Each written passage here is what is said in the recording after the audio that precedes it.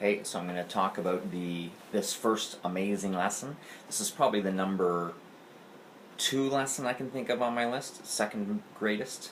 Um, it's my first year, my first full year in Labrador with a kid named Jordan, whose last name I won't give, so he can remain somewhat anonymous. The context is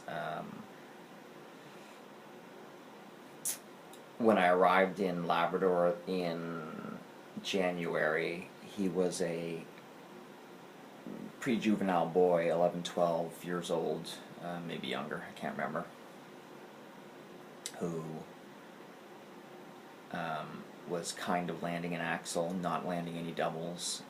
He wanted to be competitive. He wanted to get into juvenile the next year. At the time, juvenile was allowed to compete nationally at junior nationals. They have since removed junior nationals and the juvenile category from being nationally competitive for various reasons.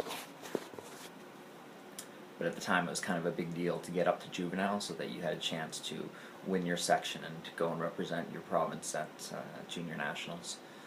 And also the numbers in some of the weaker sections, like Newfoundland, meant that if you passed your juvenile test and competed juvenile, you pretty much made it automatically. And that ended up being the case with him. By the end of 3.5 months of lessons in spring, he was landing 2 doubles. It wasn't a very good test, and I allowed myself to be pressured into putting it in. He took it, didn't land any doubles, which you are mandatory to land to pass the test, but for some reason the judge passed him anyway, took some pity on him. And when I questioned her on it, she said, well, you're from Labrador. When's he going to be able to test this again? Let's give him a little bit of a gift. You know, as much as I like my kids to pass tests, he didn't deserve to pass it. He really shouldn't have been in for it. That was my bad. But he didn't deserve to pass it. That was the judge's bad. I don't think 2 wrongs make a right. So then they take, my kids in Labrador used to take about 2 months off and then go to summer school, where generally they were extremely rusty from the 2 months off. They also often had new skates and were going to summer school in a different rink outside of Labrador, so it was just a bad sequence of events. He went to Ontario, I think, for 2 weeks. Might have been 4 weeks, but I'm pretty sure it was 2 weeks. He went to Ontario with a coach for singles. Came back, he and his parents came back, or his parents came back with the impression that his summer coach was amazing, but he came back not being able to land any doubles, and his axle was back to inconsistent, 60-70% consistent. I arrived early September and promptly started to freak out because I had this juvenile boy who was not even in the B group for his category. He had no doubles, could barely do an axle, couldn't do a flying camel, couldn't do any spins.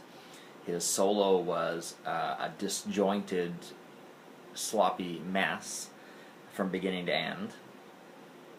And I had probably about 8-9 weeks to get him up to competitive standard for sectionals. At the time, I didn't know he was the only juvenile boy in the province, and he was going to qualify anyway, but it wouldn't have mattered. I don't want people to go to sectionals in the C group in a weak situation.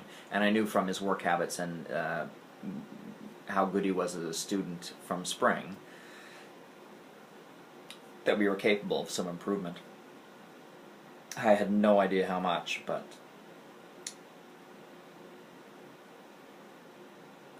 I should have known. He was one of my, he ended up being probably my favorite student since up until last year.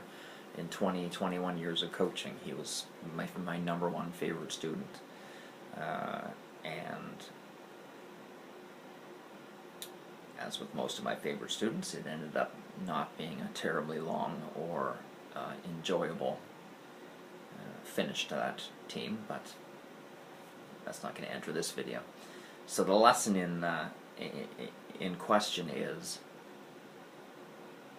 probably about mid-October, about a month before sectionals. We were having major problems getting the solo clean, getting the solo looking good.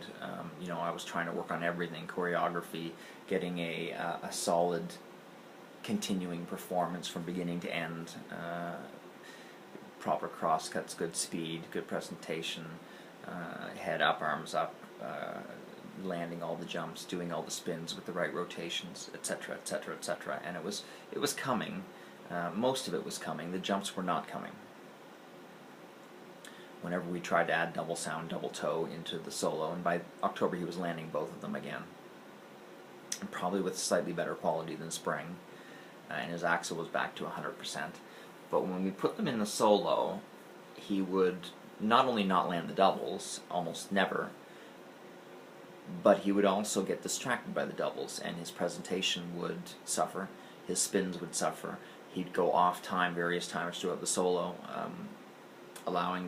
basically allowing the doubles to dictate how good his solo would be, which was terrible.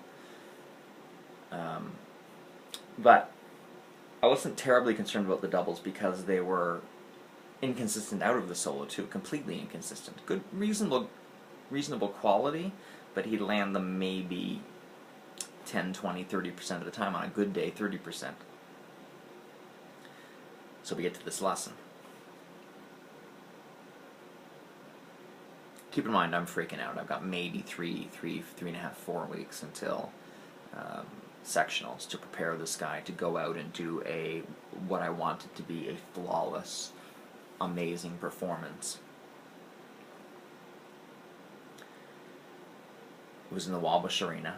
We had, I basically just started the lesson discussing this with him and saying, you know, we're having issues getting the solo consistent. At sectionals, I expect you to land an axle and 2 doubles. We're not doing that ever. And he was a little taken aback. He's like, well, what do you mean? I land my jumps all the time. And I was a little confused. I said, what do you mean? You don't even land your double sound, your double toe half the time? And he said, yes, I do. I land it all the time. Anytime I want to, anytime I put my mind to it, I can land those jumps. My response was, no, you can't. If you could land it all the time, you would land it all the time. You are like 10-20% consistent most of the time. And I don't know what exactly happened here. I've had this with a few other skaters. My skaters can't get away with it very often because I don't feed into that kind of self-delusion. But he was really of the impression that he was landing every jump he did. He had this really, really overdeveloped sense of self-value, self-importance, self-execution. He felt that everything he did on the ice was wonderful and amazing, and really just had no concept that there was. The problem was he had no concept there was anything he needed to work on, anything he needed to fix. And I didn't even realize it until this lesson. I maybe kind of realized it, but it really hit home that he just didn't understand that he was inconsistent, and until he understood that he was inconsistent, we were going to have trouble making any kind of improvement. So I said, all right, well, let's do a little test. You think you're consistent, I think you're inconsistent. Why don't we have you do 10 double sows and 10 double toes right now, and we'll record it and see how many you can land. And he says, oh, I'll be able to land most of them. All of them, most of them, 8 out of 10, 7 out of 10. I'm like, you're not going to land more than 5 out of 10. In fact, you're not going to land 5 out of 10. You do understand that you don't land more than half this jump. And he's like, no, I land all of them. It was interesting. So he went through, and I think he landed the first 2. And came back to me all smug and I told you so type thing. 3rd one he fell on. 4th one he was even further away on. 5th one he fell on, so he's now 2 out of 5. And he came back to me and he was getting visibly upset every time he missed a jump. He was muttering to himself and stomping and just... He was kind of an intense kid anyway, but it was pretty obvious to me and obvious to everyone who was near him and his mother sitting in the stand, that he was getting more and more upset every time he missed a jump. For a lot of reasons, obviously. He was being proven he was wrong. He was being proven he was inconsistent. He was being proven he was nowhere near as good as he thought he was. He was being proven that he wasn't ready for sectionals. I mean, there was a whole bunch of messages he was getting at the time. And after about 5, he said, okay, you've made your point, can we stop? And I said, no, we haven't made the point. you're going to do 10 double sows and 10 double toes, and we're going to mark your consistency down. So I made him keep going, and he was getting like more and more upset. He did end up landing one more double sow, so he landed 3 out of 10. And then we went into the double toes, and I think he landed 1 out of 10. But he was like almost shaking. He was so upset and so angry that he couldn't land these jumps. That he was putting his mind to it. He was trying to prove me wrong. He was putting all his focus, all his effort into it, and still not able to land it. It was a real what do you call it? A self-check.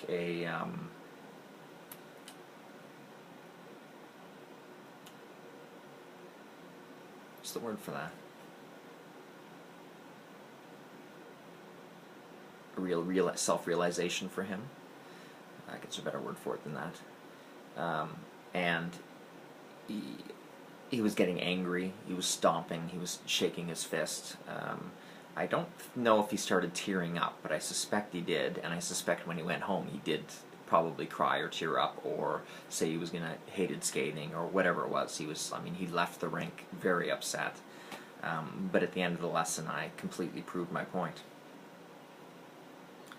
Now, if they had fired me there, I probably wouldn't remember this as my best lesson, because the lesson would never have been able to take effect. But the mother sent me a very angry email that night saying that the whole lesson was abusive and mean. It wasn't abusive and mean. I didn't say he was incapable of landing those jumps. I said, the jumps are good, you're inconsistent, we need to work on consistency, and he would not even admit that he was inconsistent. So this was a, a reality check, which he desperately needed. Anyway, the aftermath was the next day he showed up to the rink. He came with a completely different attitude, where he wanted to learn how to make his jumps more consistent, and he started taking a little more care on his technique and his execution through the jumps. And by the time, it took us about maybe a week to get axel and double sow in the solo consistent, and then another week to add the double toe in consistent. And we started trying to add the double loop in 2 or 3 days before sectionals. Failed to do it, so I wouldn't let him do the double loop, which made him angry, because he was starting to land the double loop well outside the solo. But at that point he had learned not to question me, because he had been so humiliated and embarrassed when he questioned me about the consistency of his doubles. He ended up going to sectionals, skating a beautiful solo, beautiful performance beginning to end. Camel spin 6 rotations, which was awesome for a boy. Great position, great speed. Flying camel for 3, which again only came at the last couple weeks. Great double sow, great double toe, 2 axles. It was just an amazing performance. It ended up being a performance that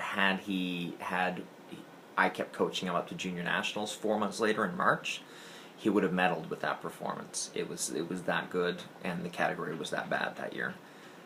Kind of a mix of the two things. And that's assuming I didn't even improve him in the next 4 months. He was completely destined, bound for a gold medal, not a gold medal.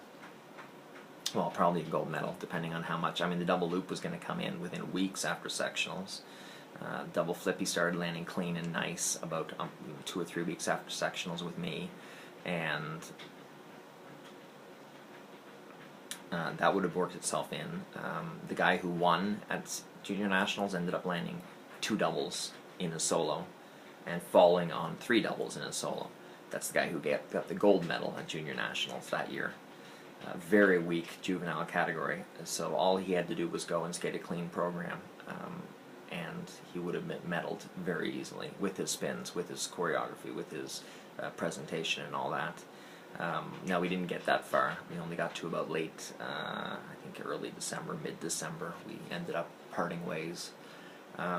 But I was not only incredibly impressed and proud of that lesson, the solution I made, literally one lesson turned around his entire season, and made sectionals the best performance he ever had as a skater.